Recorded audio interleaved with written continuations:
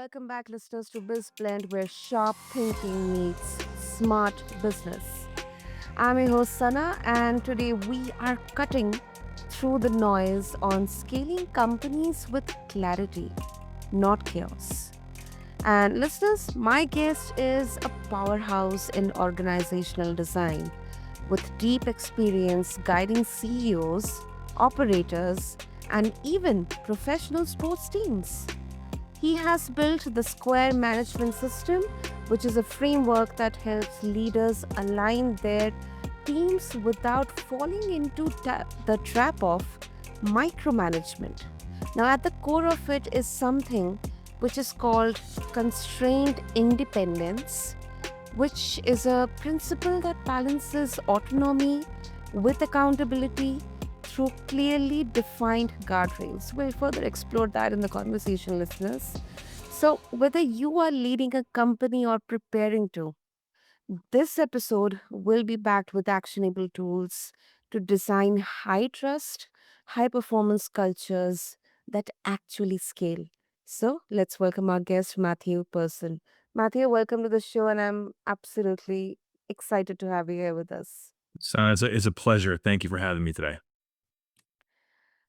Matthew, let's start with the basics. If you can explain what exactly is Square Management System for all of us, and how does it differ from any other leadership or operating models available out there? It's a great question. The genesis of the square management system was actually a response in my prior life to questions around how to sustain culture in a company that had hundreds of employees across multiple different buildings in multiple states. And my answer at that point in time started the framework that became the square management system. And the reason for that is I feel as though we've lost our way with what we think of as culture. So many places are endeavoring to become known as best places to work. And unfortunately, that becomes common sized. We're applying the same philosophies, we're applying the same methods in an effort to mimic the actions of another company. But when it comes to how you successfully institute culture at your company and with your employees, you have to remember the employees. And we've lost that in our view of what culture is. The insights, the impact of that employee. Correspondingly, employees need to feel as though their needs are taken care of. How do you do that when you have 40 employees, 400 employees, 4,000 employees? They're all unique. And so this system is set up to provide employees with a degree of what I call constrained independence. Constrained independence is effectively a square, and hence the name, the square management system. And it can be intentionally designed. It can be constructed by executives to frame the type of resulting culture that stems from the process and procedures that make up the borders of that square. That square can be very constrained, and by that I mean the actions and the thoughts and the independence of the employee can be very tight and limited, or that square can be very big, broad, and allow for a lot of employee autonomy. For good culture to result, both the employee's views of ways of doing and the company's ways of doing have to match. A person who enjoys tight constraint, who wants to be more of an executor, is not going to survive in an environment that's very broad, where they're dependent upon to maybe make their own decisions. And when you have a mismatch in the square where you don't have alignment between the employee and the organization, that's when bad culture results. And so the book that I've written called The Culture of Alignment, which is pending publication, further details how an executive can leverage each side of the square to create the desired level of constrained independence for their employees. And that can be known, it can be communicated, and it can be discussed so that you align your employees to the type of operating procedures that we both enjoy having as executives or as an employee. And that's how good culture results. And so I'm happy to dig further into each side of the square, but I want to stop there and see if that makes sense. Yeah, that absolutely makes sense. And Um, when you mention about the reason, best places to work, I think yes, we are trying to follow the same framework, trying to tick the same check boxes, irrespective of our the industry the company is in, or maybe the strength the company has, whether it's 40, 400, or 4,000, the type of leadership. So it's different. So it is very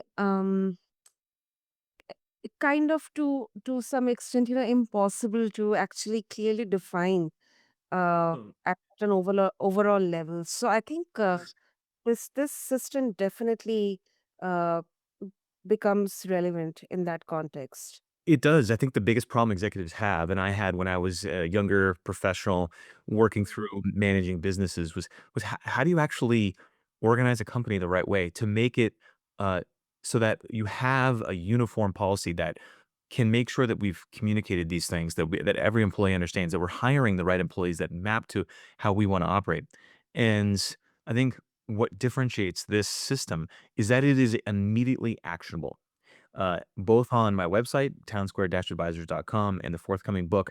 You get access to a 40-point survey that details the elements that you can use to make your own square. And that's the key point. It's your square for your employees.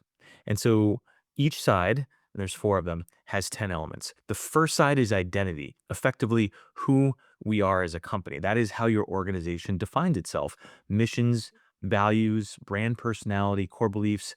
The key question for an executive might be, do our people really know what we stand for and why it matters? And they may not. And that could be a point then of misalignment with your employees. The second side is the second I is instruction, how we operate as a company. This is where the clarity and consistency of expectations is delivered. It's onboarding, standards of process, training, knowledge transfer. The key question here for an executive is, are the roles, expectations, and processes clear and scalable? If you're leaving the ambiguity of choice to employee about how to actually operate, then you're going to get different service levels, you're going to get different service standards, and chaos may ensue. The third I is intercommunication. And this is where I would argue most people think about culture. That's the ping pong table, the happy hours on Thursdays. It's just one side. Intercommunication is how we interact. It is organizational hierarchy. It's meeting cadence. It's the use of communication tools and tone. The question here for executives is information flowing in a way that drives clarity and trust? And it may not be. You may have misalignment because something may be said at the executive level and it won't flow to the front line properly. The last piece that ties this all together is the fourth I is information feedback. How we improve as a company. How is performance measured? How is it shared? Is it used to evolve the business? The key question here is, are we learning and adapting fast enough to stay competitive? When you put all four eyes together, you create a square. That square is going to have different level of constraints. It's not uniform. You don't need each side to be lightly constrained or heavily constrained. You need to answer the questions individually and then come to that organizational process to produce that fifth eye, constrained independence. And every company can score themselves. Correspondingly, individuals should score themselves. You should know the preferred environment that makes you the best employee, and that way you can set yourself up for success in your next interview, or you can use the system to identify maybe where you're misaligned with your company and then talk to leadership about how that you can affect that level of change. And so it's a great system for someone to go and score their company and maybe look at where they currently are and then use the same system to determine where they want to be. And you will immediately, through the delta between those 40 questions, know the areas in your business that you need to fix to affect the right operating processes and procedures to get to the desired culture that you want. And that's why it's so different from everything else. This is not a book about other people's behaviors. It's not a book about following other people's successes. It is clearly about how you and his executive team or you as an individual define your level of success. And that's a key thing that I think is missed in corporate culture today. Wow. I think that's a brilliant and that's such a great application here, not only at the organizational level, but at an individual level as well, whether you are a part of the company or not. I mean, even if you're going for interviews and all, this system can be applied. So That's really such a useful way to look at this. And Matthew, there's another phrase that I mentioned in the intro, and I'm really curious to know about it. Constrained independence. I mean, it's such an intriguing phase. When I first read it out loud. So, if you can once again explain that for all of us, and how can leaders apply this without um, maybe falling into that trap of either chaos or control? Sure, it's really a unique um, term that I've coined to describe the effectively constrained independence is the known and communicated degree of autonomy an employee has in their specific working environment. Because in a unconstrained world, an employee would be able to action to the full degree all of their thoughts and desires. In order to maintain a service and product quality standard, companies have to constrain that independence in some form. Otherwise, everyone will be bouncing off each other and miscommunicating, and there won't be enough uniformity to affect a scalable enterprise. So that's why processes and procedures exist in the first place. But a lot of companies don't put the full square together, as I just detailed, and they have incomplete squares, or they have mini squares by department, more commonly known as fiefdom. And so what happens is we get organizational misalignment.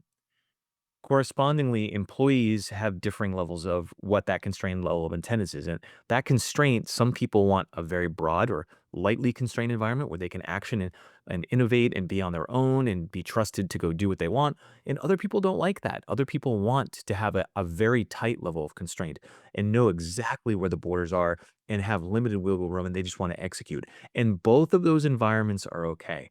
Actually, in actuality, there is no desired or preferred or optimal level of constrained independence. The only one that matters is the executive team and management leadership, their view of what constrained independence should be for their business, and that the employees who work there also share the same general opinion. That's how you get alignment between employees and companies, and that's how good culture results. If you think about it differently, new employees don't start disgruntled. Moreover, I've never been to an interview, and I doubt any other listener has been to an interview where the hiring manager said, "Hey, this is a bad culture." That just doesn't happen.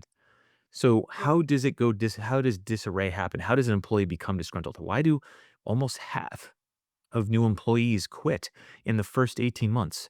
It's because the known degree of constrained independence at a company was not assessed or vetted properly by the employee or vice versa. And you get misalignment because there are differing levels of expectations. If hiring teams could do better at defining their own view of constrained independence, that's the processes and procedures that define how the ways of doing at a company, and map that in the hiring process to the employees, they'll never have a mismatch. They'll always have the people who are set up to succeed. A very simple example of this would be an employee who wants to be in jeans and a t-shirt on a beanbag on the floor in a hallway with a laptop on their legs doing work that way being asked Mhm. to report to work in an environment where they needed to have a suit and sit in an office by themselves. They're not gonna succeed in that environment. It's a very high level example, but if you walk through the management system in all 40 elements, you'll see the different pieces and how they can be manipulated either in a light fashion or in a heavy level of constraint to affect a way of doing, an operating process and procedures that will give you that level of constraint, that desired level of constraint. And each person and company should know what that is for themselves. Hmm. I mean, that is definitely intriguing. And can you give any case study or a story where your model it proved that it was not about this is not about something, because some listeners, they might interpret this as, it's just a rebranded version of, the traditional hierarchies that we see in the corporate environment. So if you can give an example, where it proved that it is not about old school command and control. It's definitely not old school command and control, and the reason for that is I think by definition, old school command and control would be a heavy level of constraint in which there is no autonomy for employees. They follow the direction of the senior staff. That's heavy level of constraint. The autonomy of the employee is limited. But not all companies are like that. By all means, a traditional startup is usually very lightly constrained for an array of reasons, and so you do get businesses that fluctuate heavily between their levels of constraint. And at times in the growth stage, a company like a growth VC-backed company might be lightly constrained at start, and then need to change its level of constraint as it scales in order to maintain the trajectory and ensure that there is some level of rigidity around service and product quality standards and delivery standards that maybe didn't need to exist when it was at a younger stage in its life cycle. So I would argue that command and control is an old way of doing. The way this works, to give you an example, that it can be specific to a function as much as it can be to a company, would be for example, in process where you have multiple stakeholders. What you set up is a box. One process would be, for example, in M&A, in NDAs, there are considerations that are around non-solicit and legal verbiage. Your private equity owner might have a certain view of what those constraints need to be in terms. The HR department may have their view on non-solicit. And of course, the corporate development team might have their view of what needs to get done because that's market. If you work across all three parties, to agree on the min and the max thresholds for the major points, and you trust each other to set that box of preference, that square, and each person knows that they can operate within that square, then everyone will know in advance where they can negotiate, what they can agree to, what they can't agree to, how to process it. So you don't actually have to have a discussion every single time when something does come across, you know how to action against it independently, and you're a faster and more efficient group of people because decisions have already been made in advance. And when you do need to communicate, it's because you're interested in going outside the box, which may not be possible, but at least you're only saving time for meetings around negotiating points for the things that fall outside of what we've already agreed is normal. If you take that example and bridge it to an entire company, that's the level of efficiency you get. The Square management system is designed to give teams freedom of creativity, to empower without some level of like aimless movement, to support them, again, giving them guidelines, but not micromanage everything that they do, and to make them free to action things as they need to, but within the alignment within company goals. That creates trust, that creates loyalty, that creates faster decisions, faster speed, and that creates a growth, scalable enterprise. Wow. I think this example definitely makes it clear. It's uh, correct me if I'm wrong, Matthew, but it's like there is a shared level of trust, confidence, conviction, understanding, clarity, collaboration. It's within those four sides of the square. It's within that square. That's The right. growth. That's the goal, and the reason for that is you've hit on something really important is the square does create that, and the reason why is you're not asking an employee to change who they are. A lot of times in corporate culture, in the workforce today, because we've defaulted to this best places to work mindset that's common sized, if you as an employee don't work out in that environment, you're immediately labeled as the bad actor. Well, I can't believe that Sana didn't work out here. This is the best place to work. It should work for everybody. She must have an issue. And that's not true at all. You're not no there's really honestly aren't there are obviously cases of bad employees and things that are fraudulent or illegal that occur. But in the most part, employees that don't fit a culture didn't fail because they were a bad employee. It's because they weren't in the right environment. And that's more a failure of the hiring team to have not have understood that that person wasn't going to succeed. Correspondingly, the employee has some level of onus to understand whether or not they fit as well. But you cannot ask a person to change who they are. Their values matter, their opinions matter.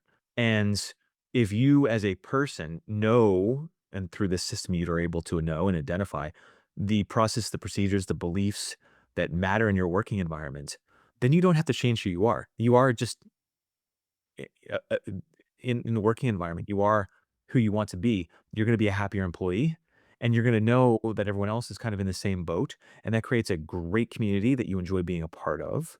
And so you really don't have to augment who you are. You're able to go and innovate and be free and also work within the guidelines of the company, and the company has happier and better employees. So that's the point. Let's stop changing who we are to fit one specific company, and let's Mhm. find a way to get people into a healthier, happier working environment that best fits how they like to work and how they like to interact.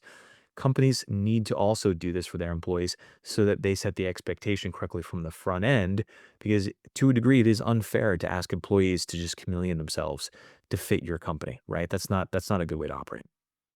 Absolutely. Absolutely. I couldn't agree more with you, Matthew. And does the basics or the fundamentals of square management system differ when it comes to startups or maybe small and medium businesses, or it remains the same, Matthew? I mean, how have you seen the dynamics changing with respect to an organization or a large enterprise than a startup or a small company? It's a really good question. I do think that this system allows for change. There are some industries that there's less room for this. Those would be heavily regulated businesses, or where ones where there's a working environment that needs to be structured. Think of manufacturing, where you kind of have to work in a certain parameter to get things done right, or the process will fall apart. Think regulatory or compliance in biopharma or healthcare, where you have to follow standards, or there can be health or impacts to people's lives. That's where you're probably going to be in a more heavily constrained environment for very obvious reasons. When you step outside of those circumstances and you get into just more what we call traditional business, the level of constraint does vary. It should vary by side. When you're in a startup space and you're working to define who you are, you can use this system to understand how you might want this business to look. A lot of startups don't fully grasp. They've got a good product, some good technology, but the business fundamentals aren't there. This book is going to give a startup the fundamentals, but it's going to advocate a little bit that you stay loose as you work to figure out who you are as a business. Startups are notorious for having to pivot to reflect the needs of customers as they work to launch themselves. If you're in too rigid of an environment, too heavily constrained, that may limit a startup's ability to adapt and survive. If you're a larger enterprise, you're going to be in more of a consistent state. Um, but interestingly enough, I had artificial intelligence take the survey and I asked it, what's the optimal square? Now, the argument here is that there is no optimal square, right? It's the only square that matters is the one that works for you and for your employees. But the answer from AI was that you would have a moderate view of identity, and the reason for that is you want a big enough umbrella to allow for strategy shifts without confusing the market or your customers. So if you're too tight on identity, maybe you might conflict a little bit there. You want really tight instruction though to make sure people really know how they're expected to operate, but you want loose intercommunication to allow dialogue and interaction to be more free. And lastly, on information feedback AI, said, hey, you should probably keep this moderate but not too tight. You want to be overbearing with feedback, but you also want to make sure that you allow for some level of rigidity so you keep the square whole. That is interesting, Matthew. And is there any good time or best time to execute this system? Or, I mean, basically, I'm just curious that, are there any early warning signs or red flags that company uh, should be mindful about, when, or they may realize that they're losing both? And when will be the best time to implement this? You can implement it in action at any time, though I think for different reasons. On an individual level, I think everyone should there's a free quiz on my website, townsquare-advisors.com. Individuals can take the free quiz and learn a little bit more about their preferred working environment. Most everyone who I've had take this is usually kind of like, that's directionally accurate, but surprised maybe by the response. If you want to dig in on the website and take the full 40 element survey to really get granular, you can do that. C-suite executives can do it as well, and there's a couple ways that C-suite executives can use this. One is to maybe take it usually the best way is to have layering in your company take the test. Have the executive team do it, the senior team, the middle team, and the frontline junior team take it, and aggregate the scores and see where the deltas are. It's going to immediately tell you where there's a mismatch in operating procedures or at least an expectation of where you'd want to operate this business so that you can identify immediately where you need to fix components of process and procedure in your company. It's a great tool for identification of misalignment.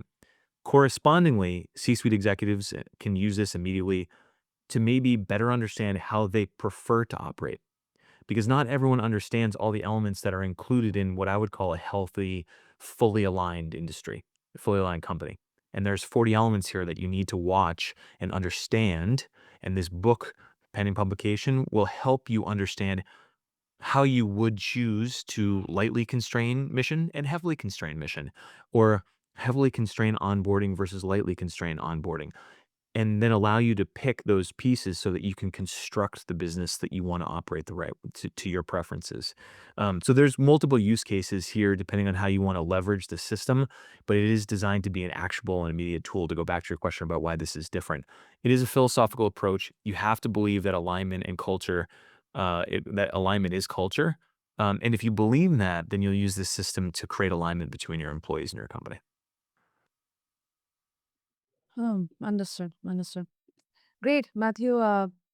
So before we wrap up, once again, if we can share with our listeners what would be the best way to connect with you and explore more about Square Management System, then what would be? I think it's a appreciated. Right now, really working on promoting the forthcoming book, The Culture of Alignment, that further details this. You can reserve an advance copy at townsquare-advisors.com. If you want to take the free quiz, there are links there to do that. You can also extend and go forward with the full 40-point survey on the Square management system and really get detailed analytics around your preferred working particularities. All that can be done on townsquare-advisors.com. Wonderful. Well, I'll make sure to have all the links and details in the show notes for our listeners. And Matthew, thank you so much for um, helping us understand, be familiar with the system, the concept, and overall, you know, just showing us that how these these frameworks, they can shift not just how we work, but how we lead, whether it's at an individual level or at a company level. So thank you so much for the wonderful, insightful explanation. It was a pleasure. I really enjoyed the chance to just further talk through this concept, and I hope listeners will take a chance on diving in further and learning more about themselves or how they'd prefer to operate their company. Absolutely. And to all the listeners out there, if you are building or rebuilding a company and you want to unlock speed, trust, and also accountability without burning out your team or yourself, just take a closer look at these ideas. They're actually really, really good. So just refer to the show notes to connect with Matthew and check out his assessment in there. Check out his website. Check out the Square management system, and also until next time, keep blending bold vision with smart execution right here on BizBlend with your host Sana. Thank you.